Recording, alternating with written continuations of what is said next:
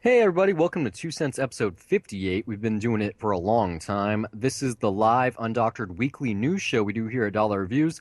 We don't just talk the news, and the news that we talk about is mostly movies, some TV, a lot of VR and tech, video games here and there. But basically, this show is just anything that I thought was interesting. I'm Brian Gillis, And I'm and I'm Stephen here with. Maltmax. I Yes, I am. Yes, you yeah, are. yeah. So, like I said, we Should don't I just just do the wait for you to news. lead up to me, or just you say your name? Because that's I how it mean, goes in the recorded intro. So I'm just I let it up pretty close. It like it's works. They know who ingrained we like that are. in my head. So I'm just like, yeah, don't mess with the flow that's already been established. I have a heavy flow. So we don't just do news, we also do reviews. This week on Dollar Reviews, which is like our spoiler-free show, but this week's was a little more spoiler-heavy than usual. We covered Suicide Squad by David Ayer. Steve, I know you'd buy that for $1 now, right? Mm-hmm. Yeah, At least yeah, that's what you told the absolutely. internet. Well, I've Um, I've actually had more time to think about it, and like the more I think about it, the more I want to see it again. The more negative it's a feedback success that I now. just hear about it, I'm just kind of like, no, I actually, like there's little details that people hate where I'm just like, no, I actually kind of like that. I don't know what the fuck people are talking about. And Made yeah, a it, ton of money. but it had a huge drop though. We'll For see this next in week. comparison, like for the Saturday So and Sunday grosses. So we'll see how well that does. Because even if you take the Thursday midnight out of the equation, it's still, it's not like Saturday just got bigger after Friday. It's just been declining. it So doesn't have stiff competition next week. I mean, Sausage Party is the R-rated crowd, so a yeah, but lot of it'll do teenagers are going fine. to still see it, I think. Families are probably going to go to Pete's Dragon, or I don't know what the I don't marketing think has been so. like Pete's for that. Dragon isn't a big Disney movie, It and I seems like haven't it's seen been under the anybody. radar. Yeah, I haven't seen Yeah, anything either. so it could be in Warner Brothers' favor. But in that episode, we also do the Batman vs Superman Ultimate Edition, and Tyler Marchant from Cynical Cartoons and Future Horse Podcast joins us for that. So it's a fun one. You should listen to it. Clocks in just about under 2 hours. Other recent episodes that we have one for Swiss Army Man, Finding Dory, Ghostbusters. We haven't get a lot. We don't get out a lot. This upcoming week, though, we got The Little Prince and Tallulah from Netflix. Might even watch The Get Down, because Baz Luhrmann's hip hop show. So stay tuned for that. And then our other show is Debt to Cinema, which is fun. It's kind of our list of shame thing surrounding Suicide Squad because everyone said, oh, it's like the worst comic book movie of all time, the worst DC movie of all time. We got an episode on Halle Berry's Catwoman dropping on Wednesday. That should be fun. And then last Wednesday, we put out the Dirty Dozen because that is the petri dish or the sampler of what Suicide Squad is. Some other fun stuff. This film is not yet rated. Star Trek II, The Wrath of Khan, Heaven's Gate. And you can find this all on the internet at dollarviews.net. It's also, you can find our postings on Facebook and Twitter at Dollar Reviews. We're on WordPress. We're on Tumblr. Our episodes are on Google Play Music, iTunes, Pocket Cast, Stitcher, TuneIn, YouTube. Now that your ears are full of all my jizz from trying to fuck you into watching our show or listening to it anyway, this is what we actually talk about. And yes, it is explicit. Here's the important stuff. The main story this week, at least in my opinion, is around two things. You can kind of guess where I'm getting at here. First off, Disney announced that they're making a remake of Splash. It's a film that jump started. Fuck, I'm forgetting his name right now. Ron Howard. His career is the first real thing he directed, first real thing that Brian Grazer produced, and star Tom Hanks and who's the mermaid? I have no idea. I honestly have Never not seen heard it. of that. I never heard about it until this was brought up. So I Really? don't see why it's a big deal. I just thought, okay, Channing Tatum as a mermaid, that Oh no, sounds this isn't. strangely No, this marketable. is not a big deal. It's Daryl Hannah. No, but I Um, mean, like people that have told me about this news to my face, they've like made it a big deal. They've been pretty excited about it. I have no idea what this is. I'm gonna make this a big deal for a different reason. So yeah, they're doing a gender swap. Channing Tatum's the mermaid or merman, and Jillian Bale is the human that finds him and helps him out and whatever. Um, Secondly, Rebel Wilson's gonna be starring in a remake of Dirty Rotten Scoundrels, which is a fantastic '80s comedy with Steve Martin and Michael Caine, which is also itself a remake of a I don't even know Of the the original. Broadway stage play. Is there a stage I play? There is a stage play, and I did see it when I was a kid, but I have not seen the movie. What I'm trying to get at here is that there's two fairly big movies that are both remakes coming out right now.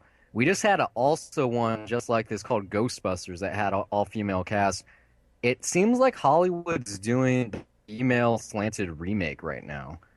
Is that the new thing that's in? It was like black remakes for a while, with like About Last Night and what was the other one? Think Like a Man, which isn't quite a remake, but kinda.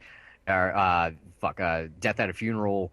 There was a whole bunch of those for a I mean, while. that's been like Death at a Funeral was like what 6 or 7 years ago now. Like that's nothing new. Like those are Screen Gems I'm releases that saying you're that talking about. So it's not like there was a part right there. It was like, "Are We Done Yet?" which was a remake of Mr. What is it? Makes His Dream House.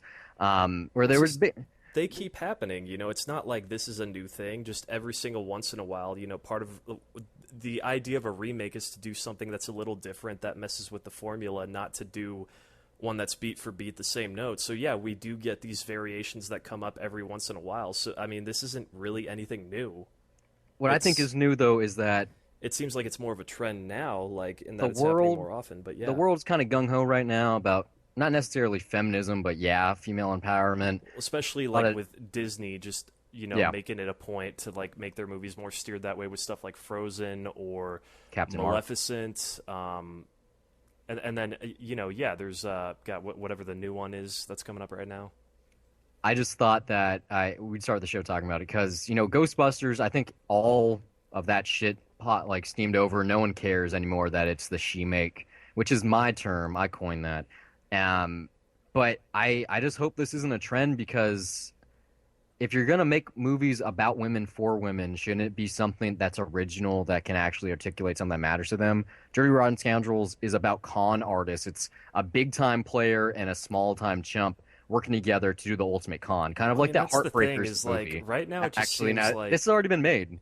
it, Heartbreakers with Jennifer exact Love Hewitt. exactly. It just does kind of seem like that thing like, oh, white males have this thing. Now let's take it and do our own Yeah, version of it. Which isn't bad. Like if doing different versions of things is something that we've always done historically. Like you can look back at for anything. sure. So Since always, I yeah. I mean, I just, with something like Ghostbusters, I would rather have it be its own thing instead of being so self-referential that, oh, as you put it, this is the she make. Like I don't want to be very aware of the thing that I'm watching as far as what it's supposed to be. I would just rather, I mean, ideally, yeah, I would rather see something new and just see it be, like, but Yeah.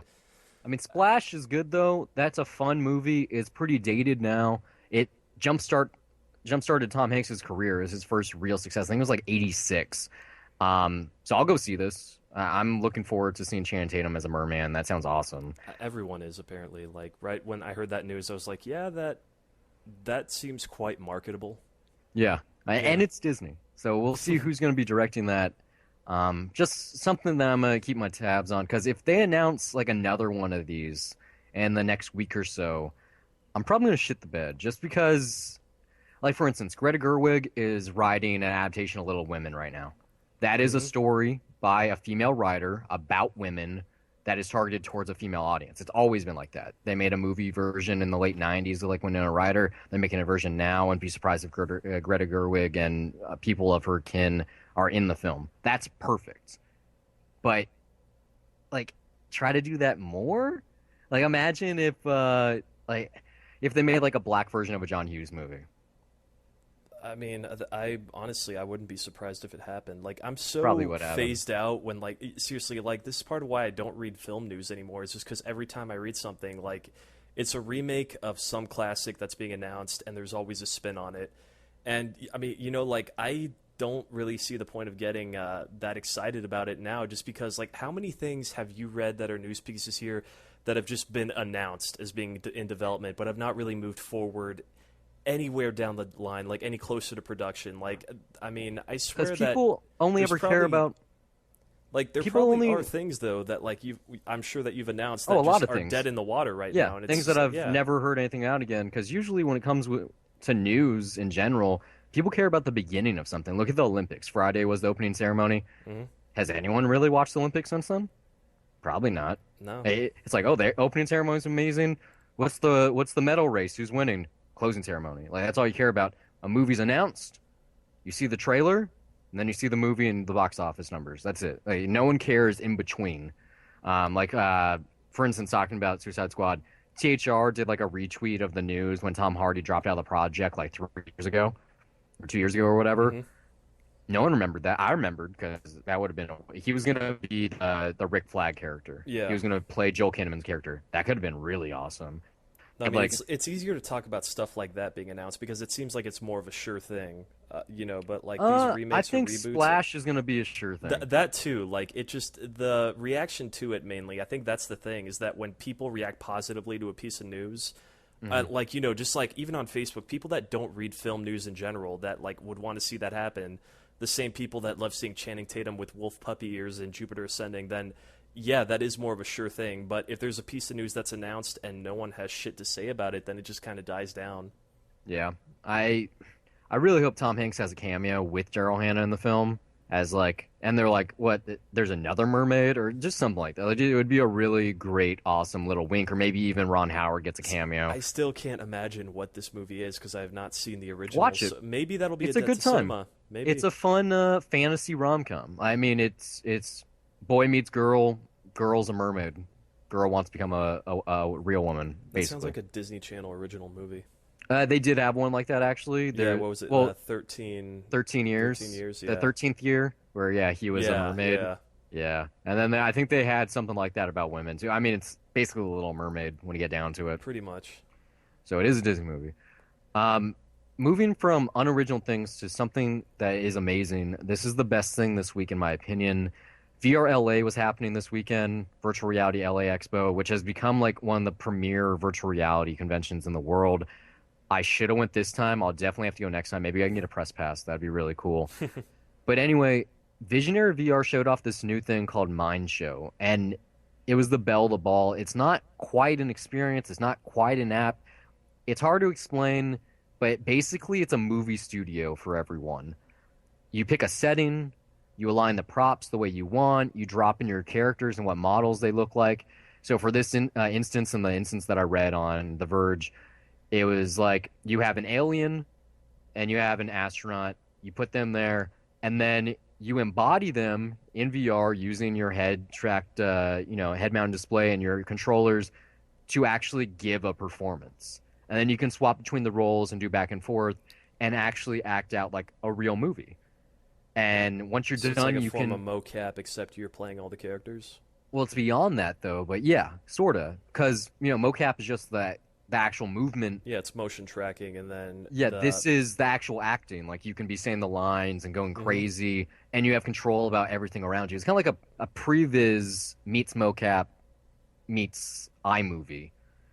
So when you're done with your movie here, whatever you did or experience, rather, it's not a movie. You can export it as 2D or as VR content. So anyone with like a Google Cardboard could watch this thing on YouTube.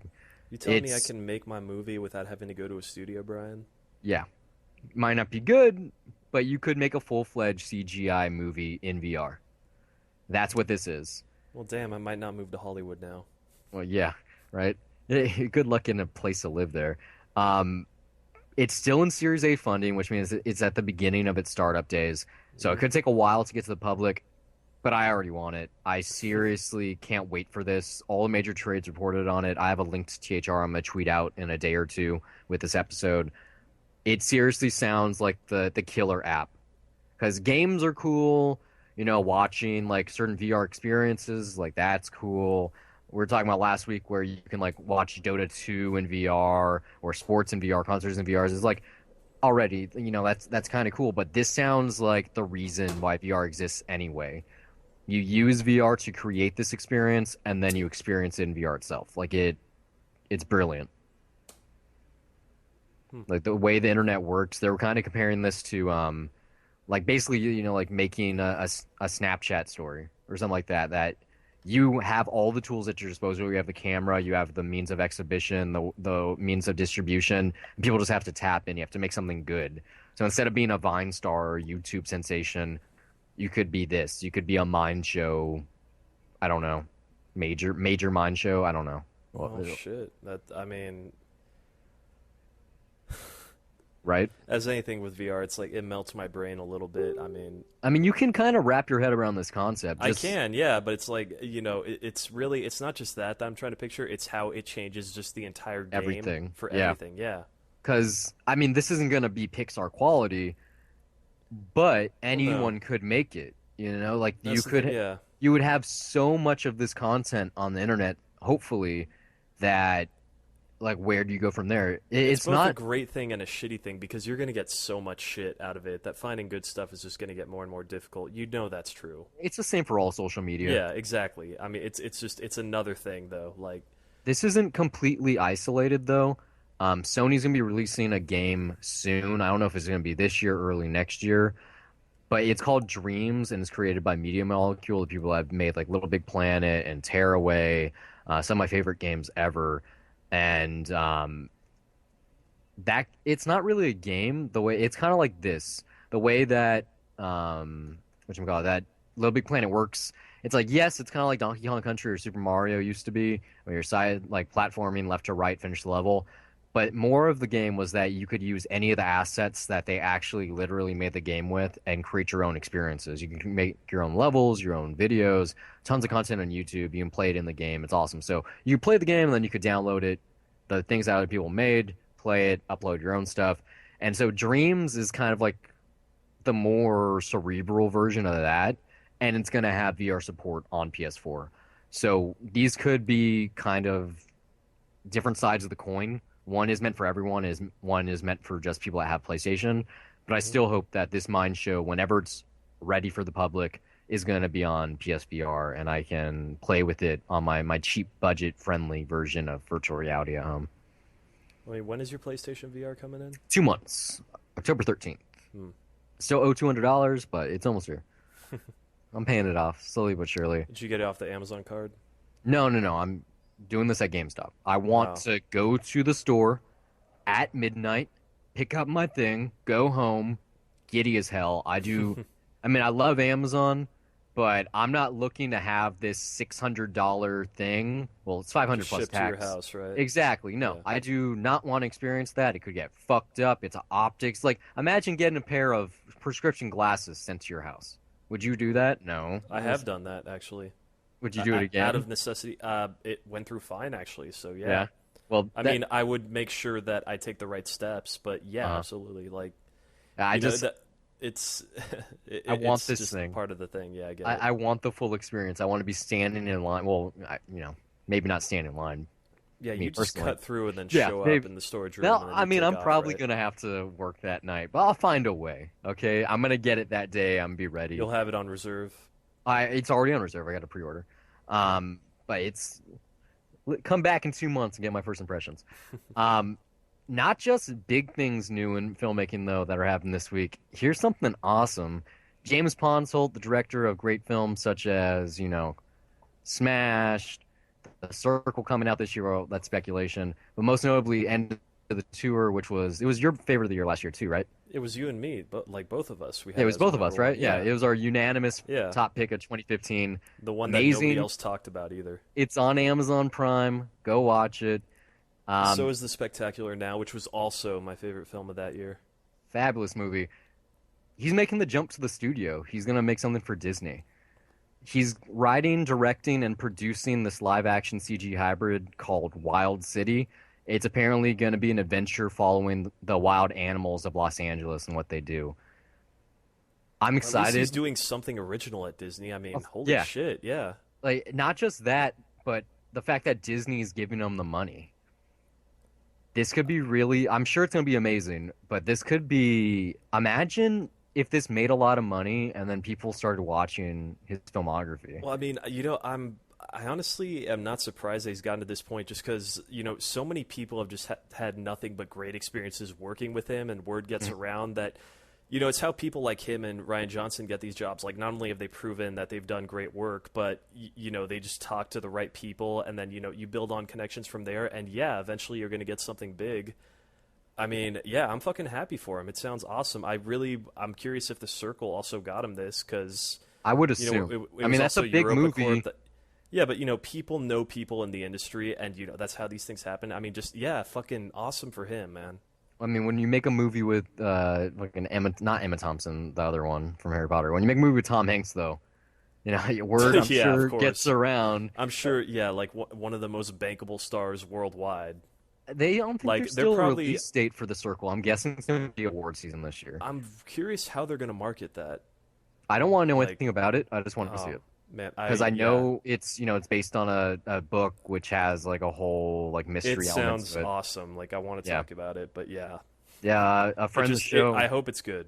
A friend of the show actually did some extra work on the film, so maybe I'll see Really? him in the background of a shot. Yeah. Who? You don't know him. His name is Amir. He might be listening now. Hey.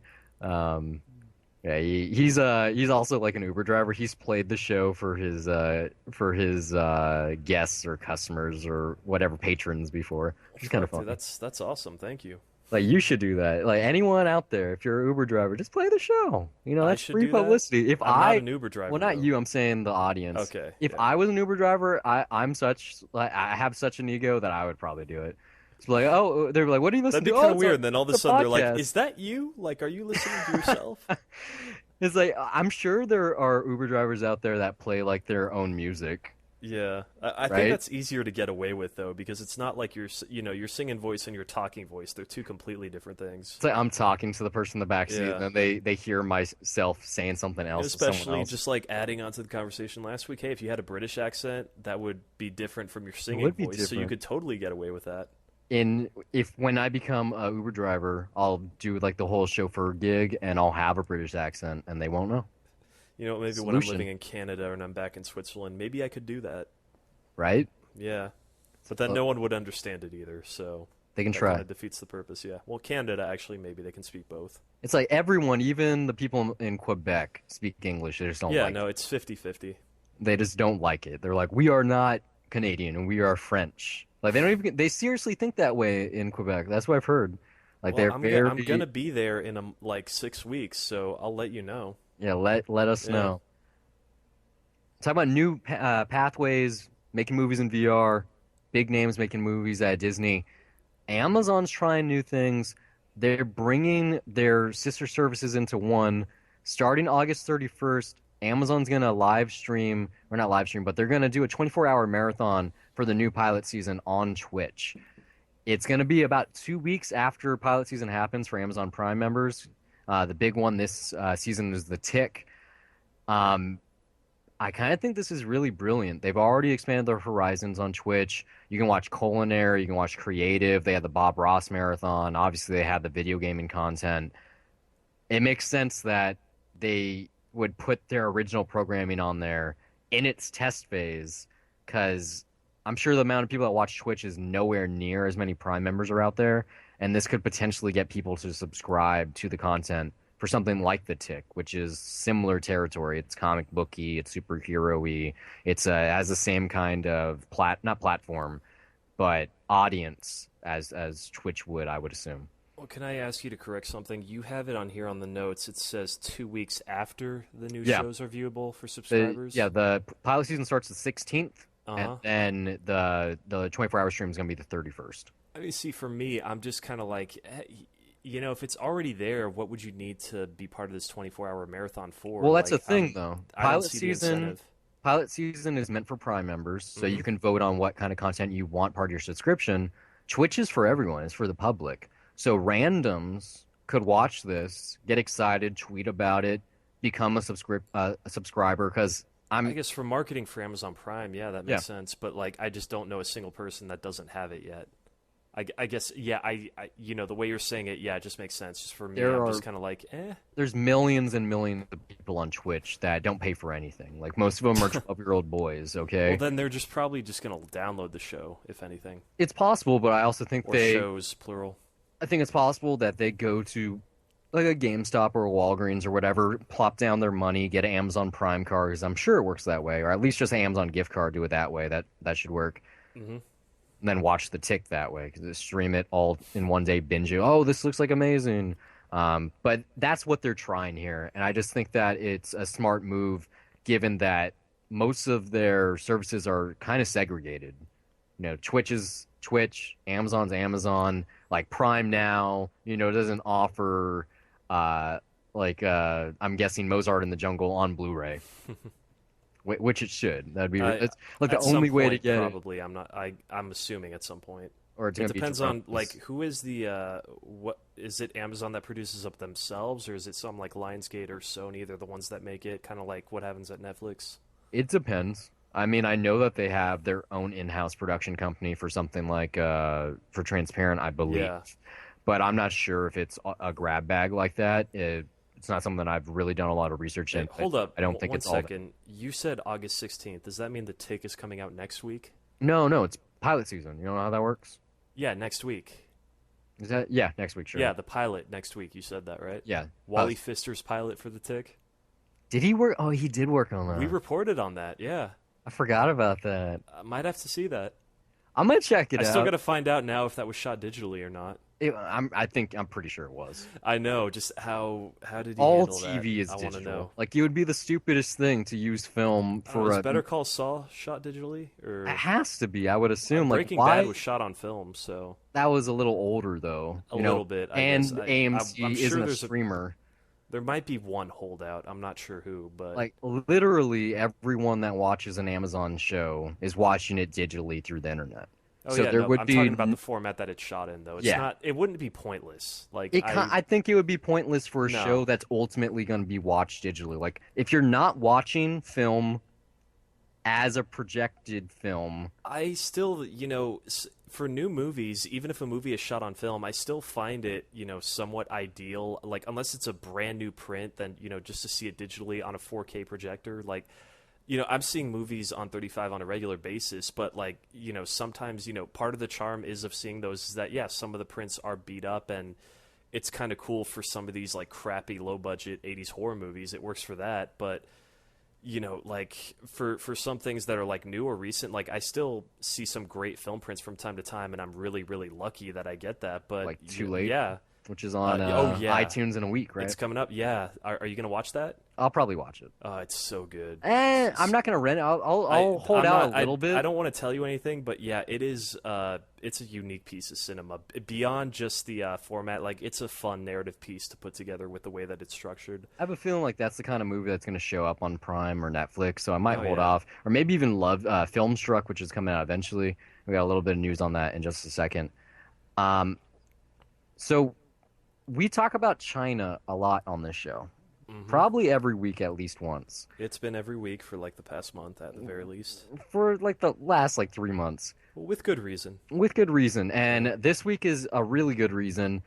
IMAX has just partnered with Wanda Cinema Line to open 150 large format theaters by 2022.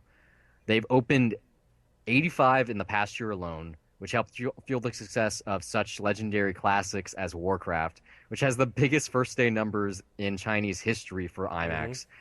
And they've also entered a pact with Real D to add 5,600 3D screens, which means that they're going to install no less than 4,000 new 3D projectors in the next 4 years. So the What I fine want line, to know though is, are these like IMAX size screens, or are they the mini maxes again? I don't know. Yeah, That and wasn't also are reported. these 4K laser projectors? That's I'm what I want to pretty know. sure they're going to be 4K Yeah. because they're brand new screens and it's China. Like they would probably be mad that they got last year's model. But hmm this is Wanda Cinema Line. This is Wanda. This is AMC Theaters and Carmike and Odeon and Legendary. This is them. So they just signed a pack to add 150 IMAX screens, 5,600 3D screens. They clearly care about movies. Like not just stateside, but in their hometown. hmm I have less of a problem with this kind of stuff that they're pushing not just the films themselves, but the technology that they're shown on. And it makes sense now, given how many films are coming out in IMAX. Teaser trailer for Dunkirk just came out. Infinity War, Justice League. These are all IMAX movies. Like going forward, probably after the next year, after 2017, every big event movie is probably going to be on IMAX. Like I'm very well, as if it isn't already. I mean, I like mean, the like local IMAX filmed here, on like IMAX though, is what I mean. for the big budget movies. Yeah, Yeah. I'm pretty sure. Yeah, like absolutely. But I'm really curious to see what these theater experiences are like in China when I go there. Like You're I going? just the plan is at least within 2 years I'm going to visit. But yeah, that is definitely one thing I want to look into. You going to Hong Kong or are you going to Taipei? Like, are you actually going to China? China? Like I'm going to actually going. Beijing? Yeah, That's like cool. well, that's the plan right now. Like I I'm one of those guys in my mid-20s that like has that little scrapbook mapped out with like, okay, this is where I want to go around this point in time when I can. This is where I want to live for like 1 year, like a shitload of crap I want to do by the time I'm 30, and going to China for about a week is one of them. So yeah, that is definitely one thing where I really want to know what the movie-going experience is like there, because it's clearly very profitable. Yeah. Well, Absolutely. And I'm very curious to see like some numbers came out this year though. how that like just they work with the audience there. There was this thing that I didn't report on last week where Hmm. the numbers from this past quarter, year over year from last year, were like really lower. I don't remember what it exactly was. That's why I didn't report on it. I don't have like a firm grasp on the economics, but it looked like some people in the industry were trying to shed some light onto something that it's like, oh, this is the great white hope, or I guess great yellow hope. Like, oh, China's where it is now. Make movies that work in China. Get your movie to be filmed there. Put Chinese actors in it. Whatever you can do to get a built-in Chinese audience. Hmm. And yet, out of nowhere, it got like, shoved under the rug so no one would care that the numbers aren't as good as they were last year. I don't think it's gonna be a big deal, but yeah, I'm curious too. Like, I wonder if it has like the full on, old style feel where the curtains come out, if there's like box seats on the side, like if they're palaces or if it's just like the multiplex here. Yeah, and just like price wise, like who's getting in, like who can afford a ticket, who can't. I'm really curious to see like just what it's like. And I mean, yeah, there's so many other reasons for visiting that country. I mean, I even want to see how censorship works there. Well, Like, I would love it if I saw a movie in the U.S. first, and then I went over there just to see how it was different, just to see like what it is that got cut out. I watched a lot of Suicide Squad like YouTube stuff. Uh huh. I watched like the third trailer that I didn't see. I liked that one enough that I watched like the international trailer. Well, It it's not ended up getting a China release though, or at no, least it's it's not. yeah, It's definitely it's not. officially not, because I heard it was unlikely it was going to get it. It's probably not. I Just the doubt it subject will, matter. but It's yeah. about a witch. We've talked on the show like the Chinese, they basically have like censorship when it comes to the supernatural. When the Yeah, main but antagonist in a movie is a witch, I highly doubt that they're gonna get that movie shown. yeah, At but least that's well, my. okay, well, spoilers for Suicide Squad, so tune out for like the next 5 seconds. But it's a movie where a witch gets defeated. That doesn't matter. It's the fact that you're showing the supernatural. I think that's their issue. Like it Mm. had, if I remember correctly, when I reported on this stuff like 2 weeks ago, it's a holdover from their communist days where they were all about the secular instead of the religious or the spiritual, and you're supposed to live like as if you're humane, not oh there's gods and this and stuff, or at least that's what I think it was. So I doubt it. And then I don't know. I don't obviously I'm not Chinese. I don't know a lot of Chinese people. I don't know what they like and don't like, but I can't see them going for Suicide Squad. I no. It I mean, doesn't if they can go seem for Warcraft, I don't think Suicide Squad's up their way. yeah, Well, we'll well see if war America's going to keep going for Suicide Squad too, because that's been an interesting conversation with people. hmm. Like a lot of people here hate it. A lot of I know people only everywhere one hate guy it. that liked it about as much as me. Every person that I've talked to in person, which has only been one person, has liked it. Maybe they didn't love it, but I've had some conversations on the internet too. I've read a lot of reviews on Letterboxd, like the most I've ever read for a movie, and it's split. There's a lot of people just following what the critics say. It's stupid. I really wish that people would make their own mind up on this film because, we talk about this for a long time during the episode on Hmm. Suicide Squad.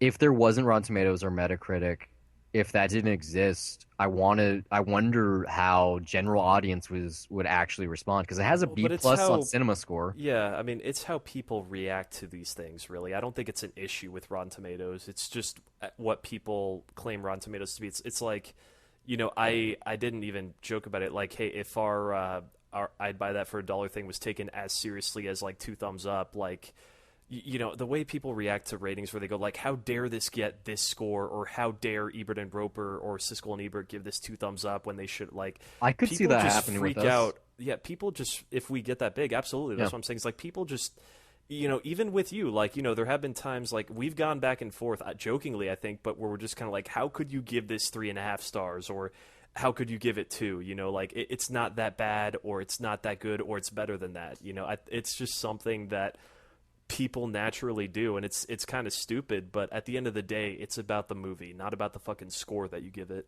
This prominent guy on Letterboxd who gave 4 stars to the theatrical cut of Batman versus Superman gave a single star to Suicide Squad and had like the most negative review I've ever read. The bottom That's his line opinion. I was, mean, "Oh that's no, I'm sure, sure it's sure, yeah." fair. Yeah. His bottom line though was that this feels like a group of cosplayers in a Warner Brothers movie. And so, I disagree with what he said. I left a comment. He deleted his review and then Hmm. censored my opinion. And so I called him out on Twitter and I was just like, "Why'd you get rid of it? Like you had valid points. Like I wanted a conversation." And his response was, it wasn't up to snuff. I wasn't whatchamacallit, I wasn't proud of the review.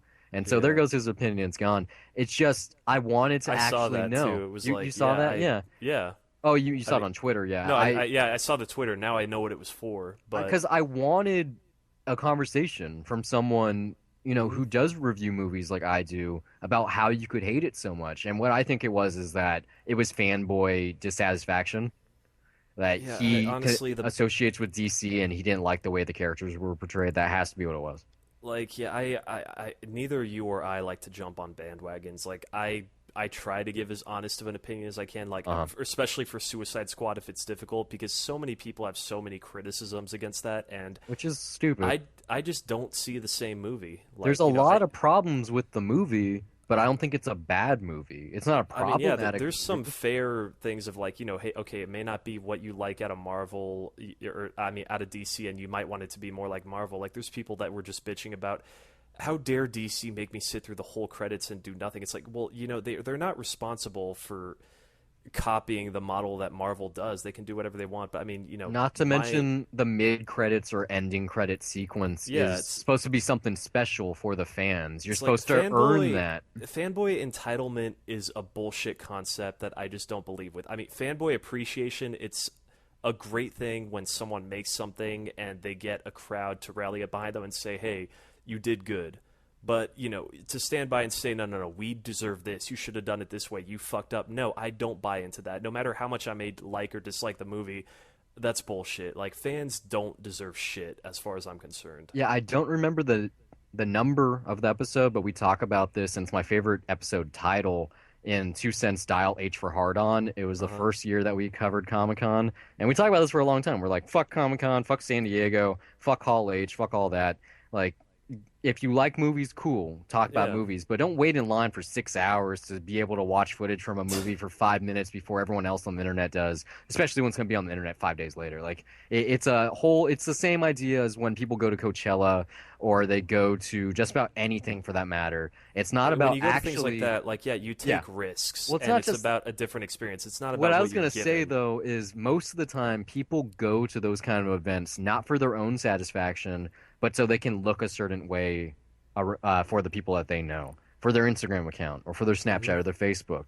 It's just for the sake of saying, "Hey, I went Yeah, to this thing." Yeah. exactly. It's no longer about personal enjoyment, and I think Suicide Squad falls into that same category. It's not necessarily that these people really dislike the film. It's more so that they want to fit in. That yeah, I didn't like it either.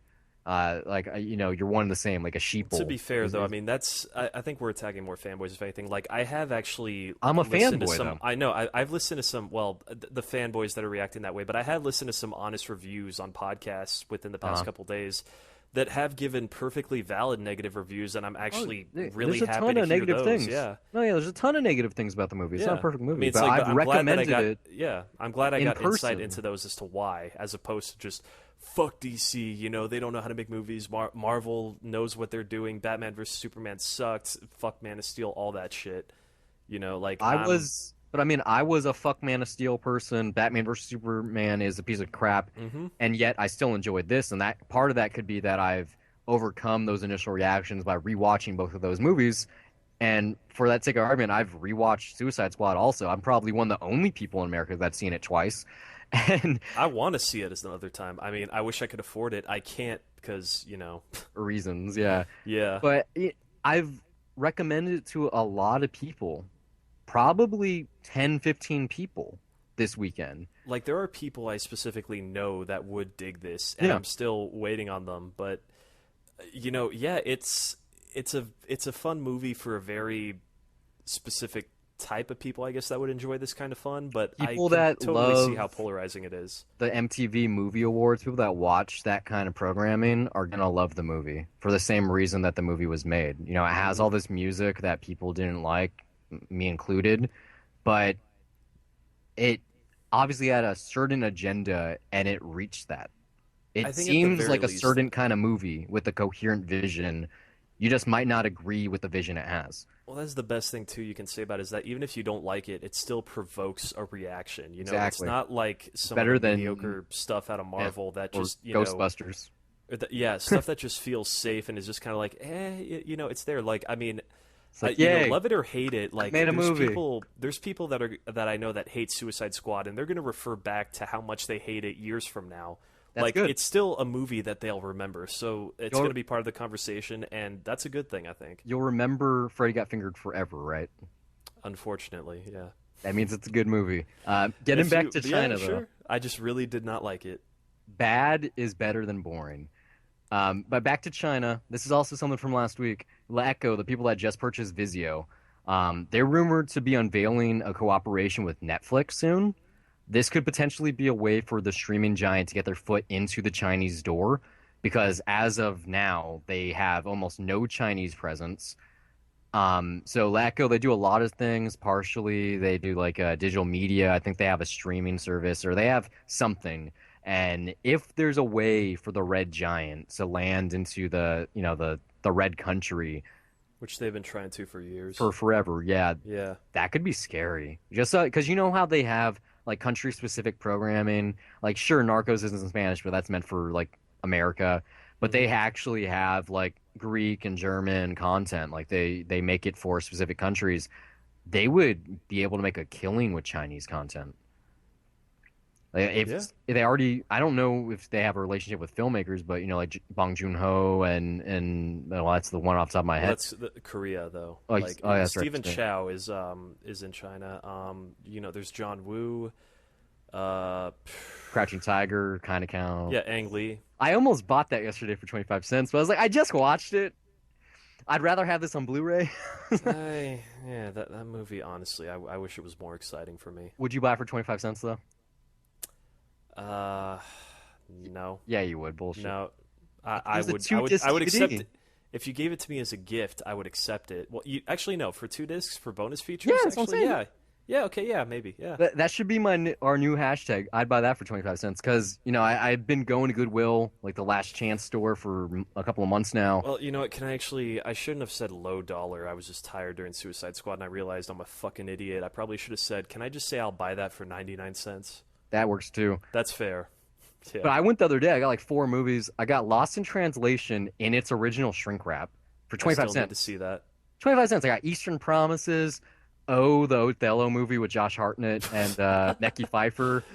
Good Night and Good Mackay Luck. Pfeiffer. Mackay, Mekhi. Yeah. And Good Night and Good Luck. And also Clean Slate, which is a really fun little detective movie with Dana Carvey that my grandma loved. Like, are Fun you just movie. building up a collection for fun, or are you actually going to watch some of these? I've watched most of the movies I've bought for 25 cents. Like, it was just Hmm. like, oh, yeah, that'd be fun to have in the collection. But for instance, I've never seen that. I am interested in that. It has two discs, and on the second disc, it has a remastered version of the original Othello film. That's a cool feature to have. So I was See, like, I've why gotten not? like some cool bargains as I was finding an excuse to buy stuff while I was moving. Like I do want to rewatch Flyboys, especially because I bought that from Really? 7-Eleven. I But still haven't I seen do it. want to wait till I get like a projector set up to do that, so I can watch all these things big. I mean, Um, some of these that movies, like Eastern Promises, that's something that I've been wanting to buy forever. Lost in mhm. Translation, same. Some other stuff I bought recently, when I bought Bill and Ted and Elf, sadly, my Bill and Ted is messed up. But these are most of the time the stuff that I buy. It's either I've never seen that, why not? It's only 25 cents. But more often than not, like I said, it's yeah, I wouldn't mind having a copy of that Yeah, for a it's like quarter. I do have some of those movies too where I just kind of have on the shelf and I'm like, yeah, I'll get to that. Like, before I left, there were a bunch of these VHS tapes that were sitting around that were just Uh, kind of brought to my house, and I was like, I should get to these, and that's part of like that was one of the Death to Cinema picks. I think what was it about Schmidt and Field of Dreams, where I was just like, yeah, I need to get these out of the way before I take off. And It was funny. there were a bunch of other ones I think like Witness and stuff, but yeah. Do you remember the collector's VHS packs? Where it was What do like you mean? bigger than an actual slipcase for no stupid reason. I found one yesterday for Shrek that's like gigantic. And I was looking at it, I was like, how do you make a special feature tape? Is like after the credits you get deleted scenes? Like I why is have a this VHS special? tape of, or I don't know if I still have it laying around somewhere, but there was one for The Usual Suspects, and there's a separate tape with an audio commentary on there. That's cool. Like this is back in what 1995 before Yeah. DVD, but yeah, like Well, they were DVD came well, out in 95, but actually, I and get what you're saying. Laserdisc was around at Yeah. that point, so they were competing with that. But yeah, it's still That's insane pretty that that's that a cool exists. concept though. Yeah, I like Yeah, that. I'm sure it happened in other cases. I wouldn't mind getting something like that. Next time I go to Google, like I feel like one of these days, so if I ever go on a Friday, it'll probably be really bad. It's like if I get my paycheck, I'd probably just buy like 100 movies because that's nothing. You know, that's $25. yeah, Like that's just like one movie brand new is $25. You know, like, yeah. if I flip these things, I would make a lot of money really fast. But maybe I'll do that. But yeah, for right now, building a collection. Um, how about collections? Hulu, they were created by Fox, NBC Universal, and CBS. There was the three of them created it to have TV on the internet. You know, they've recently announced about 6 months ago that they're moving into the live wireless TV game with the like such as PlayStation View and Sling. Time Warner just moved in to that territory. They bought a 10% stake in a Hulu, which is $583 million, placing it at a $10 billion valuation for the company. That's a lot of money. This deal is going to make TNT, TBS, TCM, Cartoon Network, etc., available on the Hulu service that I was mentioning, the over-the-top service, whenever that Hmm. launches. They're saying it's probably going to be early next year, so like quarter one, quarter two of 2017. So between all of that content, already having the NBC Universal stuff, which is like Olympics coverage, USA, Sci-Fi, the Disney stuff, which is ESPN, Disney Channel, all of that, ABC, and Fox, that's a lot already. And I don't know what else they have to do to grease the wheel, but if there's somehow a way for a single Hulu subscription to have the commercial-free streaming stuff, the over-the-top live stuff, and a large like VOD library, it could be the winner for this competition right now. But it's also speculated to be like a $40 package, which isn't that much less than cable.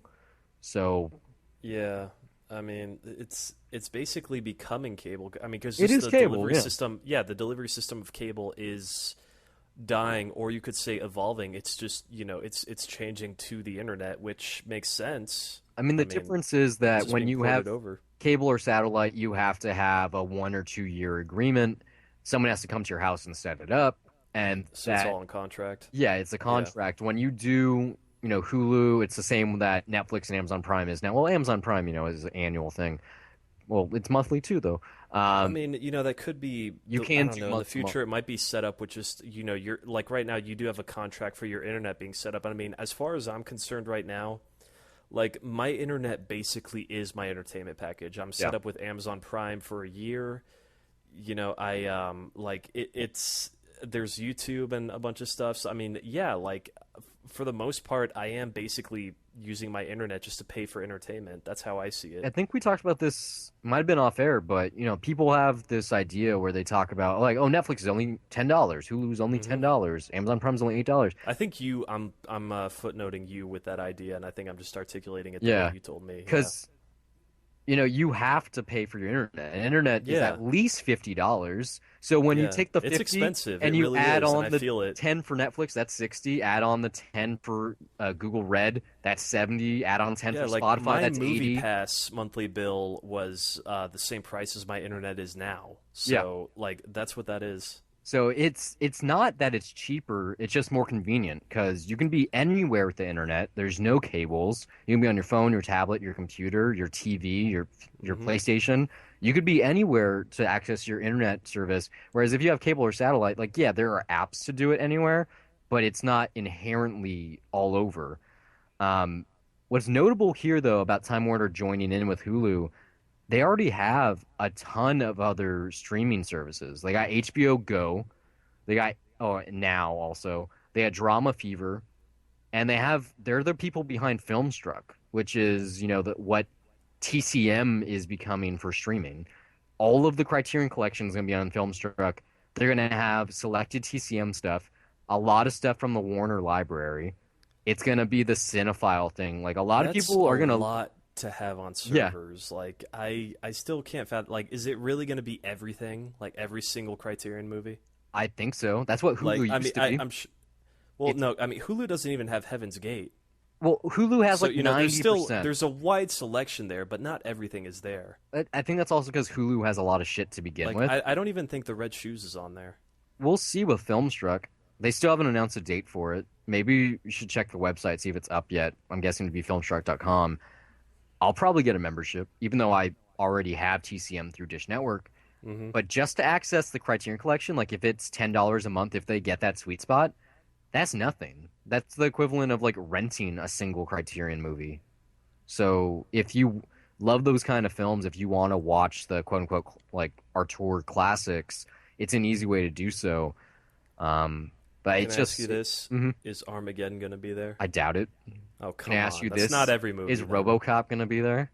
If that's not there, then no. Well, good thing It's I not own every movie. RoboCop on Blu-ray, right? Yeah, and I got the Criterion edition I sitting back home. I wish I had it. I could have bought it. I I think you could have have fucking bought it, and I said no because it was like I think you 26 have the bucks. better version, honestly. Like I It think there's is. more features I on the know it's the Blu-ray. better version, but it But would it's be cool to have like exactly. that Criterion menu on there, like just It'd be that old looking just DVD transfer. having Like there is a someone. charm to that. If someone came to my house and they're like, "Oh, nice DVD collection," I'm like, "Yeah, this is the Crown Jewel. Do you like the Criterion Collection?" Like, of course. I'm like, "Check this one out," and you like pull out like Armageddon, The Rock, RoboCop, and Chasing Amy. These are You're the just best describing ones. my house right there. It's your house.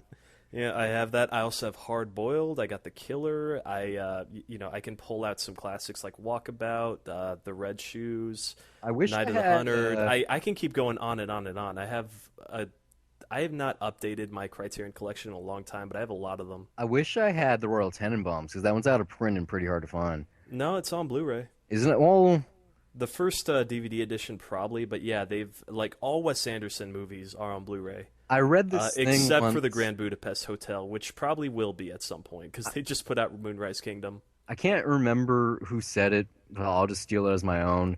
But DVD is the vinyl of movies because Blu-ray packaging is shit. It's never No, yeah, interesting. it's not as cool. It Like really isn't. sometimes you get the cool booklet or like the commemorative flip case, but DVDs for the most part had the kick-ass stuff. Like Memento Special Edition is amazing. Hmm. I have Tombstone, which is kick-ass. It actually has like a map of the OK Corral that Wyatt Earp actually hand drew. You want to hear something Um, sad? hmm. The Pearl Harbor Director's Cut, the Vista Edition series, that's probably one of the cooler DVD Yeah, packages I have. the Tombstone's on the Vista. Yeah. I mean, like, yeah, DVDs, like, there was a point where I guess the best that you have with Blu-rays is the slipcover, and sometimes those can be cool. Like yeah, like Conceptions is cool. Like, the Criterion packaging really for the Blu-rays is probably one of the best ones that I have. Like, there's just something about those two that it just has a unique smell. Like, it's a lot like a new book smell, and I freaking love it when I get those. What slipcases? No, no, the Criterion packages. It's something in their warehouse. Yeah, it's just there is Hand a distinct packaged smell by an to old them, which is librarian. really great. Next time I get a Criterion movie, I'll take your word for it. I'll smell it No, first. really, like I mean, like you get two of them, and they're going to be very similar. There's just something about it when you open it. I guess it's the slip book that's inside. Maybe I've never smelled a movie. I smell books or I smell comic books, but I've smelled vinyl, but Like I've never put my nose up close to it, but it's just like it shoots out something like huh. just this aura that is just different, and it's it's kind of nice. It's like I don't know, like when you open up a high school yearbook, that has its own distinctive smell too. That is true. Yeah. It's like the smell of nostalgia. This is the final important piece here, and it's coming off of Time Warner that we were just talking about.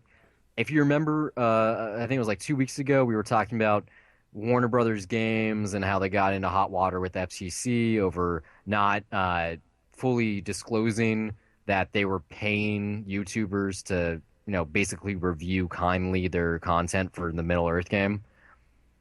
So the FTC is going a step beyond that, and they're calling for any sponsored social media content now to have an upfront disclosure. It's not good enough to be below the fold or be hidden in the comments. It's like you start the video, Warner Brothers paid me, they gave me a free copy, I have to Hmm. say nice things, and here's my opinion. Like they want it to be 100% transparent now because in the way that social media works, people don't read.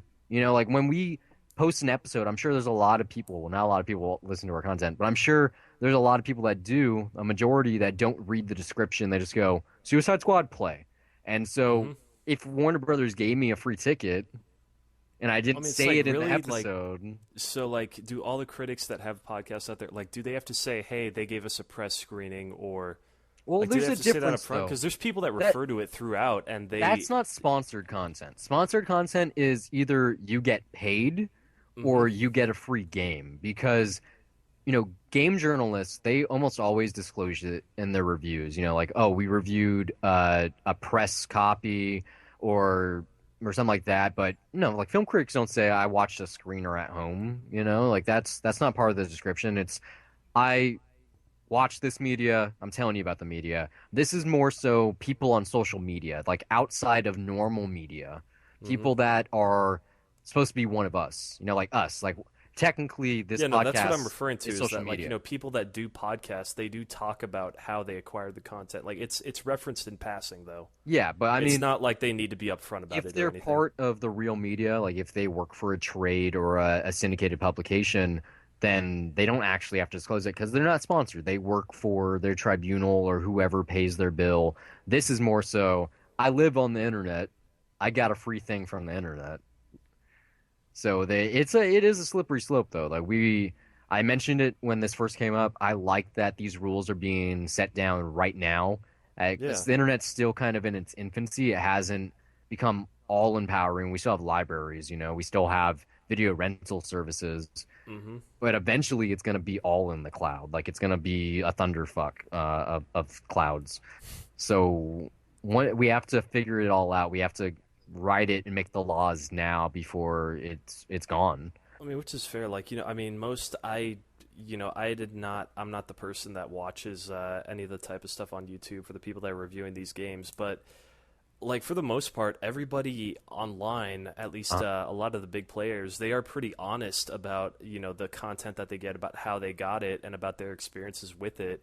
Like it'd be pretty for the people I listen to, it'd be pretty soul crushing to hear otherwise. But yeah, it's good that the rules are being set in place, especially we're talking about it what like 2 weeks later now. yeah, I think it's 2 weeks. Yeah, So the FCC is because I moving mean that was forward such quick. bullshit that they got paid for that. It, I think it was Well, bullshit that they got specifically, like paid. regardless of what their actual opinion was, the fact that Yeah, they were it was supposed sent. to have a positive review Yeah. regardless, that's fucking bullshit. It's like, we gave a positive review for Suicide Squad. What if Warner Brothers said, you had a free ticket, just don't point out any of the flaws? If they give me a fucking free ticket to go see it again, I'll happily take that and I'll be positive on it. I did get the free ticket. My second screening, I did. Oh, fuck you. T-Mobile gave out free tickets again. They gave out one for Warcraft. They gave like a generic Fandango ticket a couple weeks later. This week it was Suicide Squad. And what's weird is Fandango is co-ownered by Time Warner. So Co-ownered? yeah, Co-owned? co-owned. So Time Warner owns part of Fandango. So Fandango gave the ticket to me. They basically kind of unilaterally, like vertically integrated a guaranteed sale. Like this is something that I was scared about during Warcraft. I brought it up during that 2 cents. I was like, this could potentially help out a movie.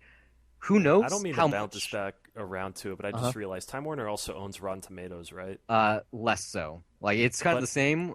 it's still funny that people are petitioning that Yeah. Rotten Tomatoes change when it's Warner Brothers' own movie that's getting Like criticized. Like it's really fucking weird. Time Like, Warner owns like 30 and 20% respectively for Fandango and Rotten hmm Tomatoes because they're both now mostly NBC Universal, but they or Comcast, but they still have a minority stake in both services. But you were talking about the drop off earlier from Saturday to Sunday. The ticket for not to Suicide get Squad. off topic again, but Just yeah. saying though, yeah, the free ticket for T-Mobile subscribers was Saturday hmm only. So the Saturday numbers were definitely helped by T-Mobile subscribers. I wonder how much though. When I was on Box Office Mojo, it wasn't even an ad blip. It didn't even say like, "Oh yeah, the free tickets." So Well, I don't think that they don't account for that, and I it's don't know yeah, it how doesn't anyone would matter. account for that. You could account for it. I'm sure someone Well, I can. mean, between all theater chains, though, that's kind of a tough thing to do because I'm. Or how does Well, that work? theater Does it limit chains you? know the percentage of their Fandango take, right? Like that. hmm I'm not sure that they advertise that, but they're aware how much were sold in house and how many were sold online. And then Fandango, if they wanted to, which they probably wouldn't, could disclose how many of the tickets on Saturday were from promo codes for the T-Mobile customers. So they know that statistic at Fandango. They were reported that back to Time Warner. So in the Warner Brothers family, they're aware of that fluctuation, and they're not going to give a shit because it helped them out. But someone somewhere has to be aware, other than me, that there's a little bit fishiness there with the numbers. But I'm happy because a movie that the critics hated did well for at least the opening weekend.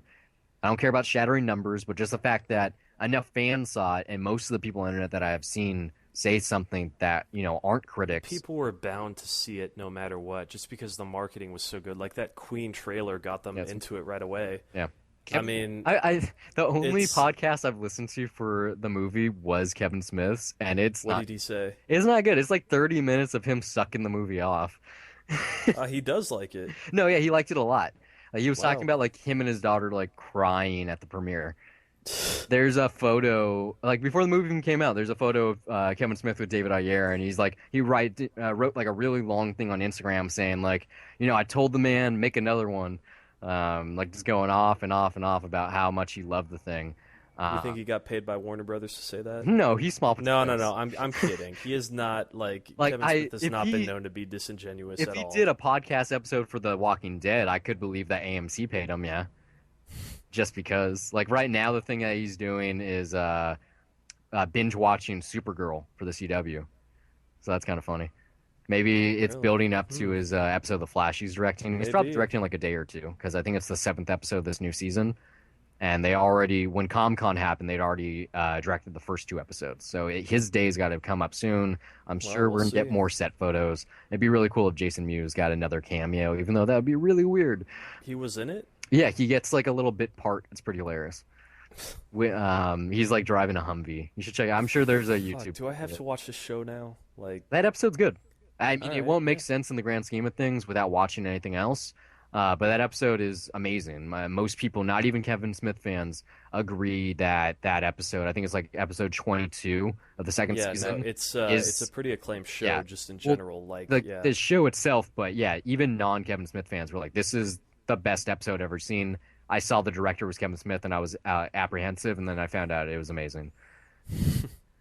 Moving from important stuff to tech and VR, though, this is my favorite section. The first of which is amazing. It could have been an important headline. Catherine Bigelow is producing a virtual reality documentary. It's going to be about the legal ivory trade. It's going to last 12 minutes, be a day in the life chronicle in collaboration with Annapurna, and it's titled The Protectors. It's cool, Quite fitting, right? especially after Strange Days, right? Exactly. Like it would be Yeah. cool enough that, a acclaimed filmmaker, an Oscar-winning filmmaker would tackle VR, but the fact that she made Strange Days. And even Yeah. more so when James Cameron shits on VR all the time. You can read Really? interviews where he's like, "It's not there yet. Fuck them. It's not there. Make better cinema." Well, it probably isn't there. I mean, to be fair, like, His Cameron ex-wife wasn't, disagrees. no, I mean, like 3D wasn't there by the time that it was around for what, like over pretty much 100 years until No, Cameron 50. tackled it. Like, 50, yeah. 50. No, no, it's been around since the 1800s. Like, or Well, I'm not. not talking about whatchamacallit, stereograms. I'm Stereo, saying yeah, like photography. I'm talking about 3D Yeah, cinema. then it's been around for 70 years because there's Isn't it the World War II. 50s? No, no, no. There's some World War II photography in 3D. Like I actually saw that stuff in 3D that the History Channel put out, and Just war it's footage. like the Nazis shot 3D footage. That's cool. It's yeah, it's insane. Did Like Lenny there is Riefenstahl 3D do a footage 3D out there of movie? He's like, no, is there a 3D it's section of Triumph of the Will? no, it's like a 40-minute long documentary from the History Channel. But yeah, like there's 3D footage out there of Hitler, and it's pretty insane. I might have to look into that. That sounds awesome. Yeah, yeah. I mean, Like I'm Hitler's a sure you got bad it for guy, VR. Yeah. but yeah, I want to see that. That sounds cool. Yeah, but I mean, well, forget Cameron. Like, yeah, I mean, this sounds quite fitting because of Strange Days, obviously. Which there's an episode for. Also, You guys yeah, I go mean, listen well, to this it. is a documentary too. Like, it's not the first action director that we've gotten. Well, Like, she's so far, not. there's what? She's producing the thing, but Okay, well, even there's. still, she's But involved. Bay is directing one, right? Yeah, he's working on Yeah. something. Steven Spielberg's working on something. I'm pretty sure Guillermo del Toro is going to do it eventually. Sam Esmail just did one for Mr. Robot. So a lot of people are getting into it early. Hmm. I don't know who directed The Martian Experience. It definitely wasn't.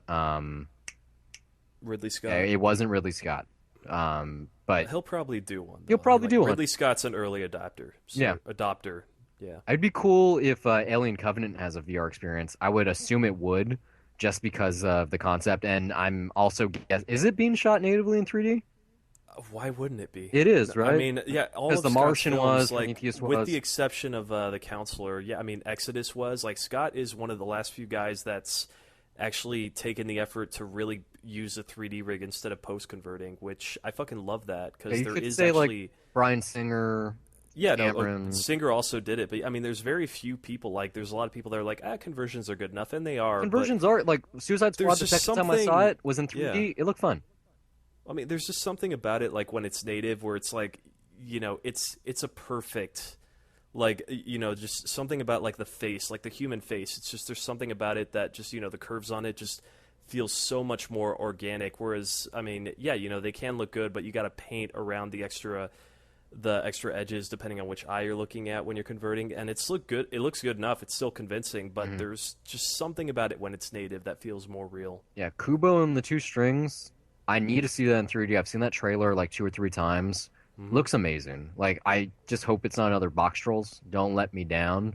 Speaking of, Um, this isn't part of yeah. the show, but they have this really cool thing starting at Universal Studios Hollywood soon, where it's like the Leica experience, where they have the puppets and sets and all kinds of material from the making of all their films, Hmm. which sounds really awesome. They already had like a thing for Paranorman on the back lot next to the Jurassic Park ride, but this is like a full-on experience. So I might have to go soon. Do Harry Potter, do that. Just check it out. Cool. Um, Bigger VR thing though. Not trying to say, We keep getting Catherine off Bigelow's. topic on every news topic I that don't we're care. talking about right now. I don't care. This is real. HEC is releasing a VR app store called Viveport. They're the people, well, partially the people behind the HEC Vive. The concept here is that this was designed for countries such as China, where Steam doesn't have a foothold, but it's being offered as an alternative to the bloated Steam store, especially for consumers who aren't gamers, because Valve, they run Steam. It's like the go-to digital marketplace for video games. It basically created that concept before Microsoft and Sony and Nintendo caught on, even iTunes and Android. It was the original digital marketplace for gaming, and there's a lot of stuff there. There's movies from like Lionsgate, there's real games, there's indie games, there's apps. And so when you're using a Vive, if you don't care about that, it's kind of bloated. It's not an easy way to find just Vive content, just the VR things.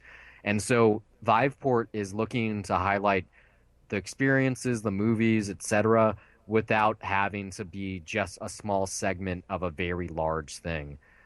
So after coming after HTC deciding to spin off their VR into its own business, and then this, it Hmm. seems like they're really trying to make it its own section of not just its company, but its experience.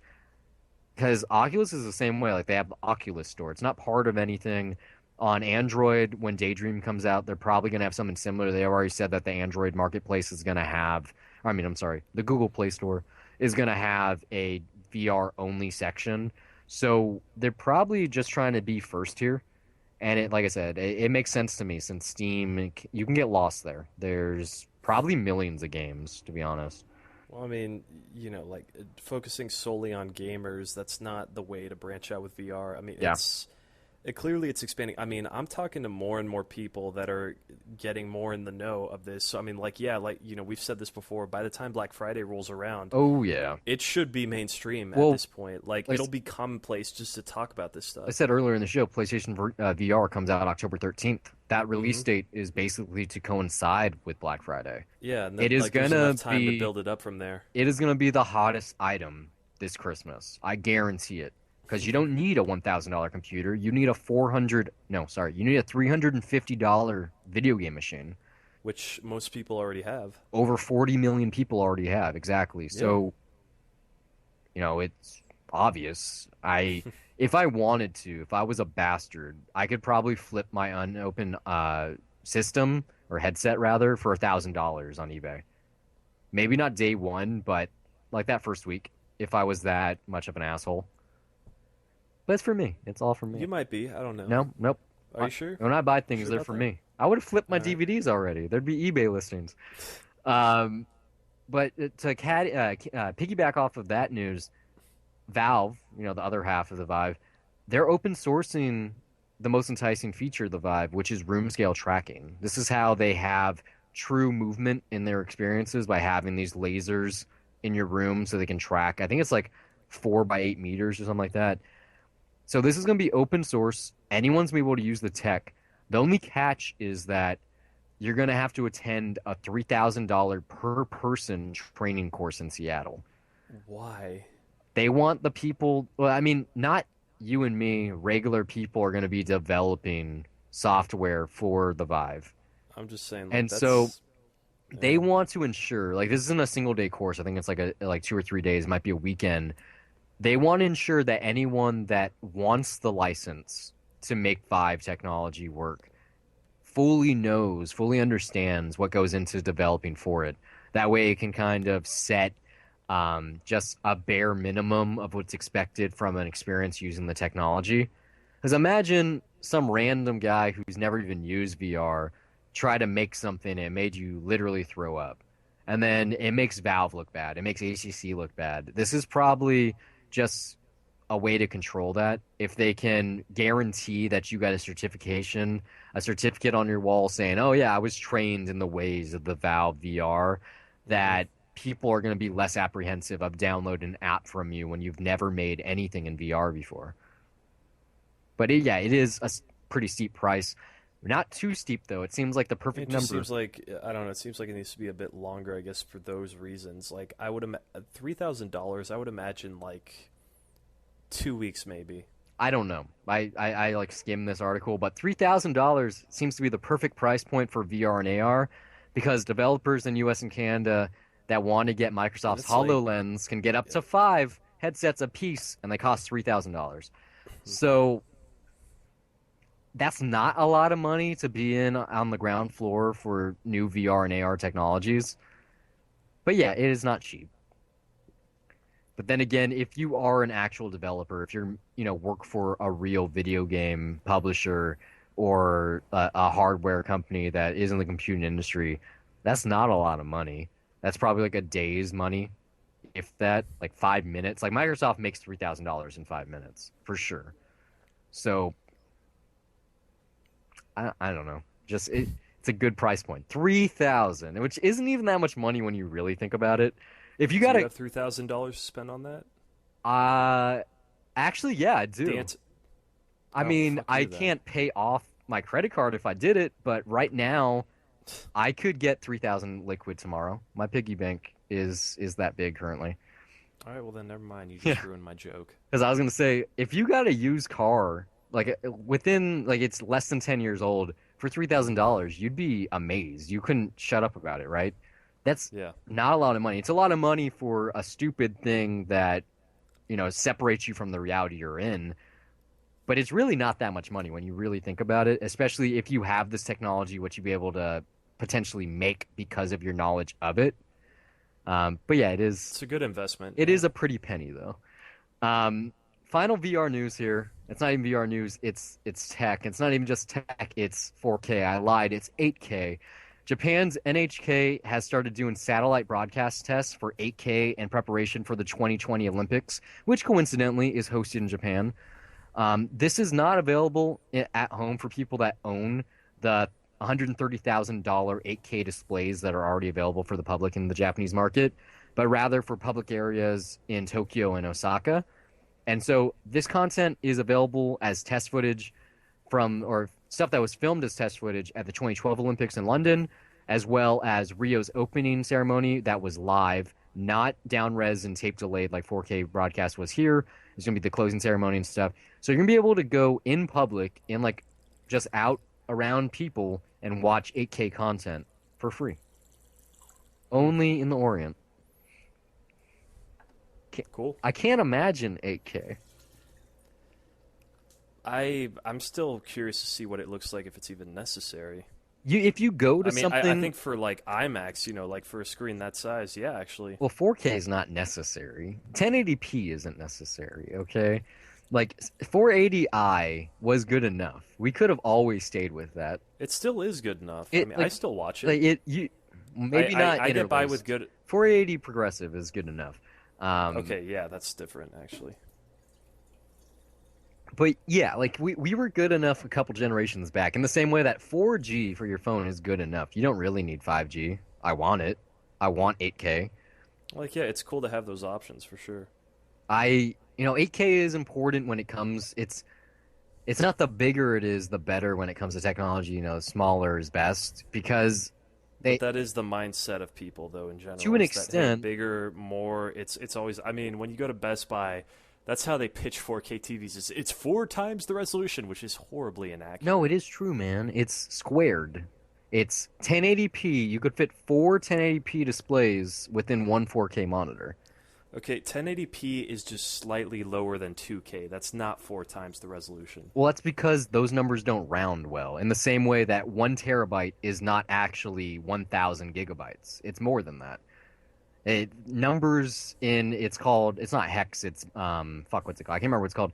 It's exponentially triggered. It's 2, or it's 0, 1, 2, 4, 8, I really don't 16, want to do 32, math 64, right now. 124, 256, 512, 1024, 2048. Like, it's not actual. It's the reason why it's 1080p by 1920.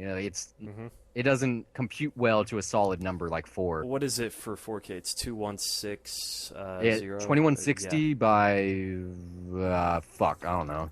It's Yeah. like by 4,000 something. It's a lot. It's a lot of numbers. But if you took a 4K display and you cut it into quadrants, a 1080p is in each quadrant. So technically speaking, it's 4K the resolution, but not really. Like, if you've seen No. it, it doesn't seem like it's times clearer. No, but I'm like, sure it 8K really is. isn't. Like, Well, yeah. you know, like 8,000 pixels it's pretty clear that would be more than 4 times the resolution of 1080. Actually, I think that'd be 6 times clearer, if my math is right. The point is that it's a lot, and the Japanese are lucky enough to be experiencing it right now. Like, someone out in public in Tokyo is probably watching an 8K display right now, tweeting about it.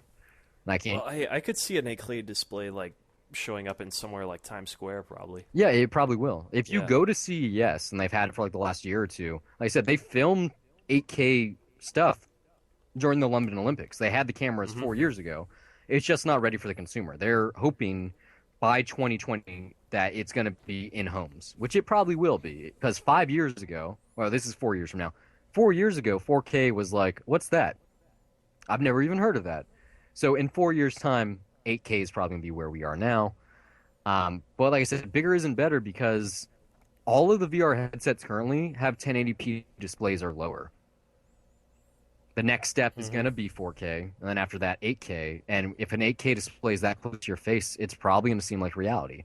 And Well, I so, mean, that's kind of the point with virtual reality is it has to seem Literally. pretty close. So yeah, Yeah. that's why I don't see the point in like jumping out into VR right away for me if it's at 1080p. well, I mean, that argument's the same as saying, why would I watch a movie in black and white? It's not in color yet.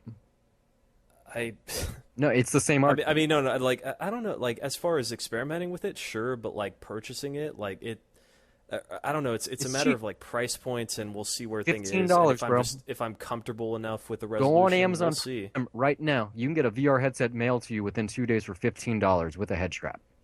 You don't have to spend a lot of money to experience VR. And the Google Cardboard experiences I've had are pretty close to what I've experienced on Oculus and PlayStation VR. The difference is Google Cardboard, you only have so many developers. People on PlayStation and Oculus and HTC Vive have a lot because See, I that's also don't have where the phone for it yet, so you will though. The better your phone, the better experience you have. So since I have a top of the line from 3 years ago Sony model, hmm it has a full 1080p display. It's just as good, actually better to be honest, than my PSVR is going to be from just a screen technology standpoint. I mean, obviously, you get things like subpixels and RGB and lots of other things. And like I said, input, the platform itself, the fact that there's more developers working for it, and it's in a gaming rig, and you don't have to worry about it blowing up or the battery dying, and lots of different variables, 3D audio.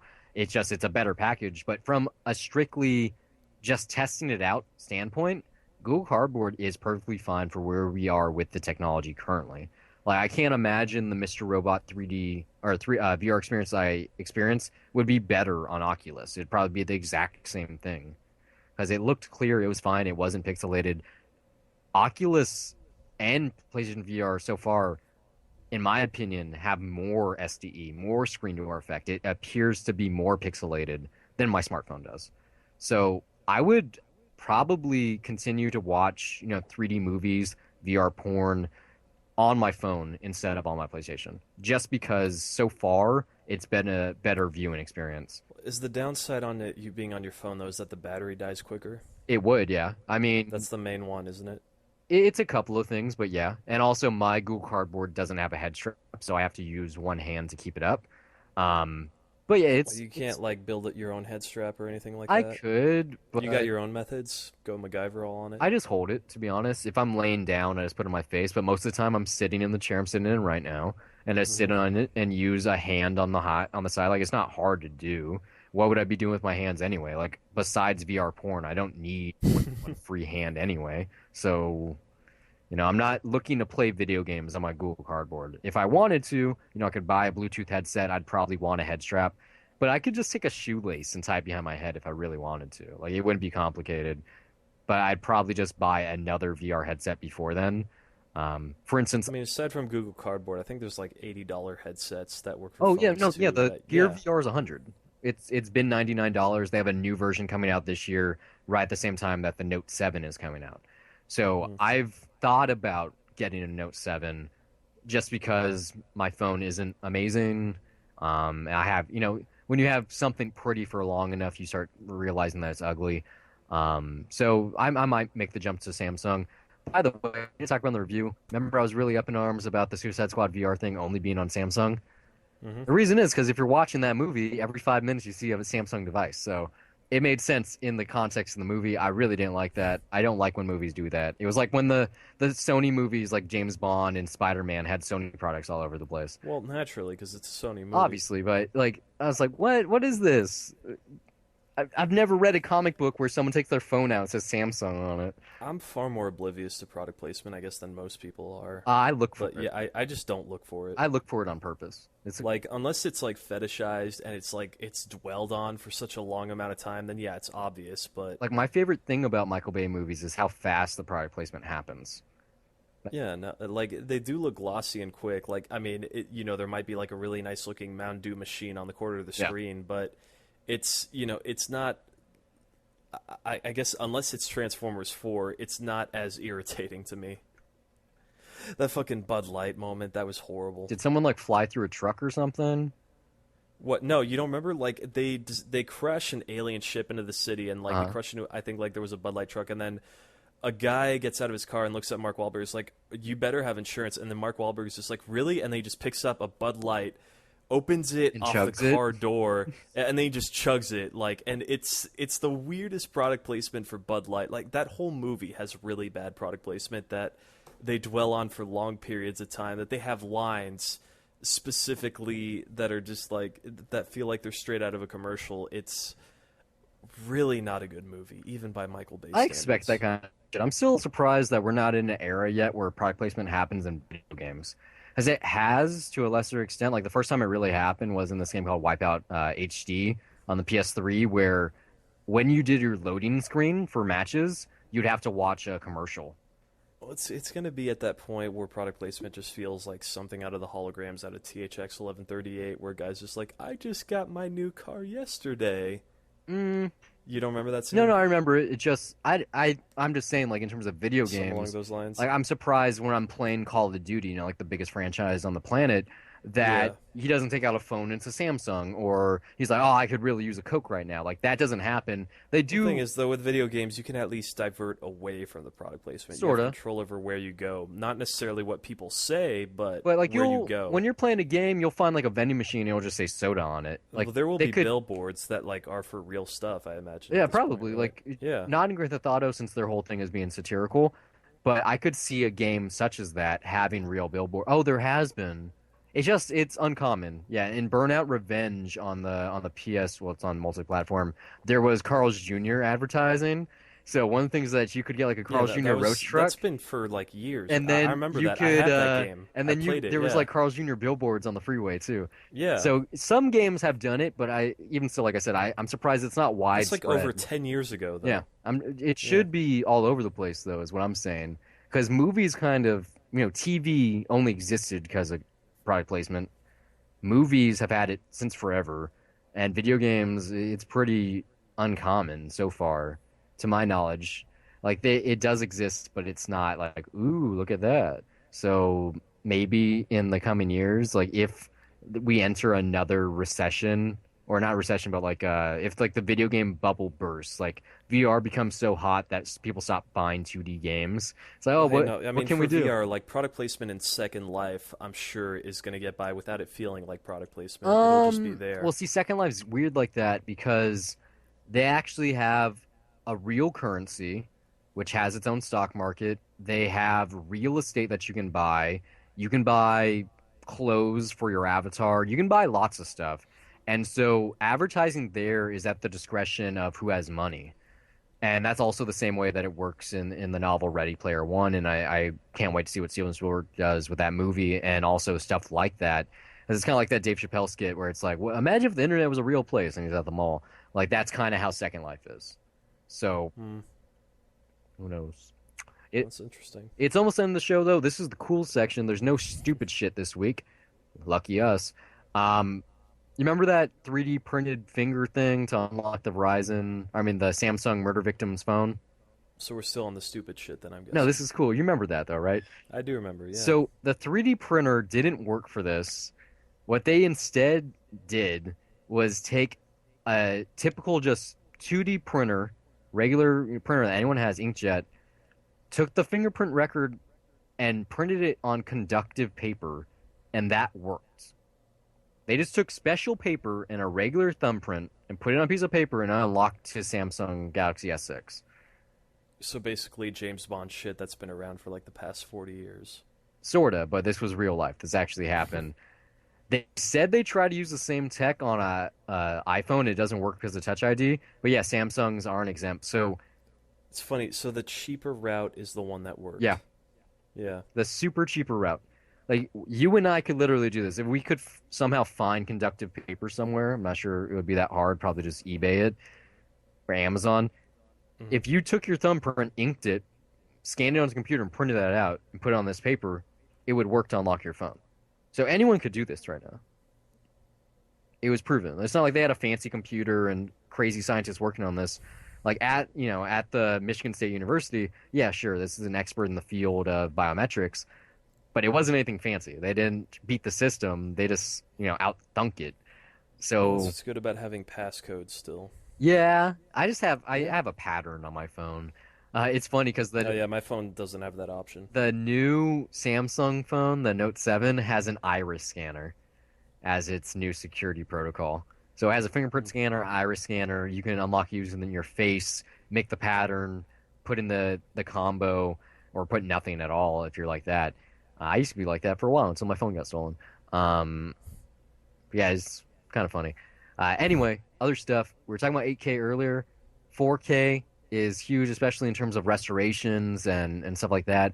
So, did you catch that Taxi Driver is getting a 4K re-release? It got one like 5 years ago. No, no, no. I mean theaters, theatrical Yeah, re-release. no, like I mean they did a 4K restoration like 5 years ago, and they played that in Did theaters. they? Yeah, like Huh. 2011. I attended it for that. Oh, That's how I I didn't know. even know about that. I know that they're doing Yeah, it again right now, and then no, that's like it was. real That's what happy. happened when they announced their Blu-rays that they put it out in 4K for I think it was like 2 or 3 nights. I wonder if it's the But same yeah, 4K restoration then. It could be a new one. Maybe that's I what the don't story see was. why it would be a new one. I mean, the one I saw looked great. It's I don't know. maybe they're putting it out for a Ultra HD Blu-ray, but yeah. This That's not the point that I care about. What I do care about is fuck Taxi Driver. France is getting a 4K restoration of Showgirls. It's only there for some reason. So someone out in French Fry Land, get me that Ultra HD Blu-ray when it surfaces, or get me a ticket and I'll fly myself there. I Well, would I'm gonna be love. there actually when it's playing. Please go. I'm not gonna be able to, Please but go. I'm not. No, I'll I wire you really some money to buy a ticket. I won't be able to. I'm gonna be out in the countryside, so no, I won't be anywhere near where there's a screening. I But would love to see this in a theater with a 4K copy. we'll just go to Ken. Although I don't think that the Ultra HD Blu-ray got announced. I know that No, yeah, it's there's just a just regular. yeah, Yeah, which I isn't good could bring enough. you that one probably. No, I like my porn to be as clear as possible. That sex scene, man, in the pool. What I would give to see that on a 100-foot screen. God, the Catwoman discussion is going to be kind of fun, I think. Who knows? We'll find out. But yeah, if anyone, if we got French listeners, please go watch this for me, please. Last week we were talking about during the all-out buyout, Elon Musk, yeah, his master plan, or was that 2 weeks ago? That was last week. Yeah, he had his master Hmm. plan about, the self-driving cars, solar-powered roofs. It's already started to happen. His Green Planet babies, Tesla and Solar City, have merged for 2.6 billion. It's the first step. It's already happening. He already owned both of these companies, but now they're the same company, or sorta. Like other businesses have the possibility to buy it for more, but I doubt that would happen. No one would try to cock block him like that. So this is going to become a reality, just like the first master plan, I guess. Mm, cool. Yep, that was water break. I think this is, you would agree that this is the coolest thing on the show. Vans, very popular sneakers worldwide. Kanye West probably and like helped them out sell more shoes. But they're going to release a Toy Story branded line of their iconic sneakers in the coming months. Who knows when yet? Slash Film has a piece on this. You can see some of the pictures. They're from like an Instagram account that has since gone private, probably for like takedown notices. But it's like, character colorways. There's like one that looks like Woody's boots. But the coolest thing here is that some of them actually have Andy scribbled on the sole. Like, looked Can I ask you this? exactly like Woody's boot. How is this different from like the Toy Story shoes that I wore when I was 5 years old? Were those Vans? And did it have Andy on the They sole? weren't Vans, but like they had, they were basically Did it say Andy on like the sole? I don't remember. Probably not. But Probably not. the exterior was mapped out like they were Buzz Lightyear boots, I mean that. and I thought it was fucking awesome at the time. And when you walked around, hey, they Yeah, fucking glue it. yeah, It was one of those. they glowed in the dark. Yeah, but Yeah, these no, are but I mean, like they were completely set up like that. Vans makes kid shoes, but Hmm. These are for anyone adults. exactly anyone with a regular foot is going to be able to buy these. I'm probably going to buy I've seen one. There's the Skate High Classics, or maybe they're not, but they're like blue and gray, and they have like some sheepskin look to them because they're the Woody ones. And just the fact that the sole says Andy, like I wouldn't wear them all the time. I have lots of pairs of Vans. I wouldn't wear them ever now. I don't think. I mean, I think it's cool that they What exist. about I when Toy doubt that Story I'm in 4 the. comes out? Don't you want to wear these to the I'm theater day one? no, I'm not excited for Toy Story 4 like Bullshit. at all. We've talked about Don't you want to this. know where Bo Peep was during 3? Because I do. No, I I don't want to care. Like see as Woody in a rom-com finding the love of his life. I've said this before, Toy Story 3 is the end of it for me, and now that exists for a new generation of kids. And I'll probably see it, and I think it'll be good. I hope it's good, but it's not for me anymore. Like, Didn't if I you love it about as much as I love the other ones, then I'll be happily surprised. didn't you But like the shorts? Haven't you seen the little Toy Story tunes? they've been cool, but they've been for kids. Did You know, like you that's how I feel about it. It's like, yeah, they're not. I'm not did you of that watch the age TV anymore. specials? Because those were I cool have too. not. That I've not seen the Halloween one yet. yeah, No. the time that was it the toys that time forgot is pretty But cool. see, it's Then these the cool Halloween little one's a episodes little for kids, and it's cool seeing kids react to them. And I mean, but yeah, it's not the same. You know, it you're just just a, isn't for me anymore. It's not like they're bad or anything. It's just like, hey, I'm not of that age anymore. They're for kids now, and I think that's cool. that's fair. But I'm gonna buy these shoes and I'm gonna go see that movie opening weekend, and And by all means, man, that's cool. Have fun with I'll that. be wearing the shoesies with my Woody shirt. Here's I know you're proud of that thing. I am. The final thing on the show here could have been important, maybe Hmm. not. But Universal Cable Productions has just snatched the rights to George R. R. Martin's Wild Cards. This sounds really kick-ass. I had never heard of it before now, but then again, I'm not a GRRM fanboy. This is a comic book franchise. It's grounded in reality, and it's based around the premise that it's the same world up until 1954 when gas was released above New York City and it was like poison or something. But basically, what happens is 90% of the people that ingested it died on the spot, and they were the Black Queens. 9% became demented, twisted versions of themselves, and those are the Jokers. And then 1% of the population were given extraordinary powers, and those are the Aces. It's currently 22 volumes, which started in 1986. It sounds really good. I'm guessing it'll be like on USA or something since it's Universal. I'm really glad you clarified something because the 1% you had it written down as ages Yeah, in the I show just I notes. fixed that Yeah. myself too. So the idea here is that they're all cards. Um, sounds good though.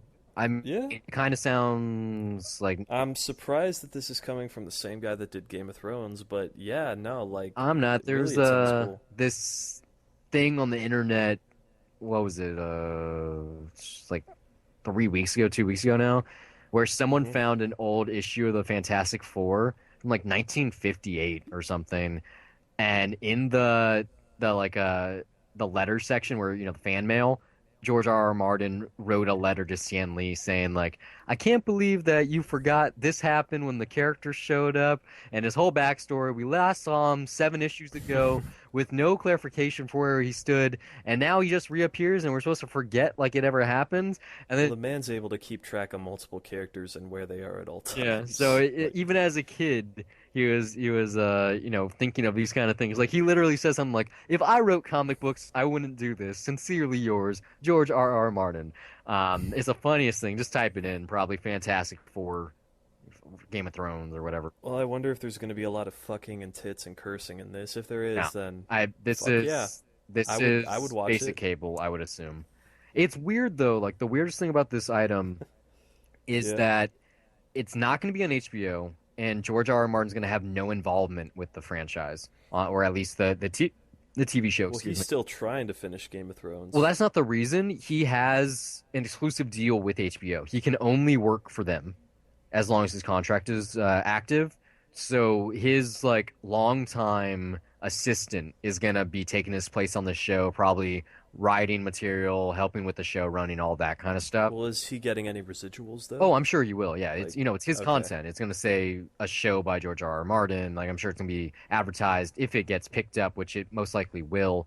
Like from the guy that brought you Game of Thrones type of thing. So HBO just has him under contract so they can get the Yeah, show done with as quick as they can. it's funny because I mean it's not just him. John Like a Stewart. lot of those kids are aging too, so Yeah, yeah. John Stewart has a deal like that at HBO. His new show, actually, news came out about it this week. It's gonna be a cartoon parody, kind of like The Onion of cable news shows. Sounds kind of cool.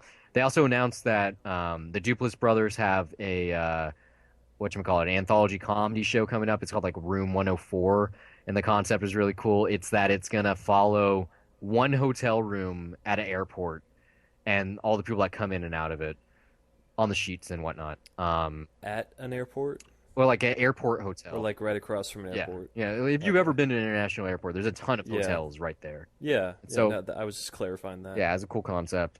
But the Duplass brothers have like an exclusive deal kind of at Netflix, and yet they're also at HBO. It's so people can work that way, but I guess in terms of the TV realm, George R. R. Martin is like only at HBO. But that show, Game of Thrones, is going to be over in 2 seasons anyway. They've already announced. So there's the upcoming one with 8 episodes or whatever, and then the one after that was 7. They've talked about having a spinoff, which is possible. It'd be cool if like Samuel got a series, or like someone's kid or whatever, like Harry Potter. But it's HBO. Any successful show they've ever had that's lasted more than like 3 seasons has gotten a movie besides whatchamacallit, besides 6 Feet Under. But the reason for Hmm. that, as far as I understand, is because it ends It's perfectly. done. Yeah, Yeah. no, it has a perfect Yeah, ending. so I'll still watch it eventually. I've seen some episodes, but I haven't watched the whole thing. But Sex and the City, 2 movies. Entourage, 1 movie. Those are the heavy hitters, but I think there's like another one out there like that. This is gonna get a movie. If you don't think it is, you're crazy. Like it would be. I can almost see the final battle between the White Walkers and the Seven Kingdoms being the movie, Hmm. which would be cool, especially if it was like 3 hours long.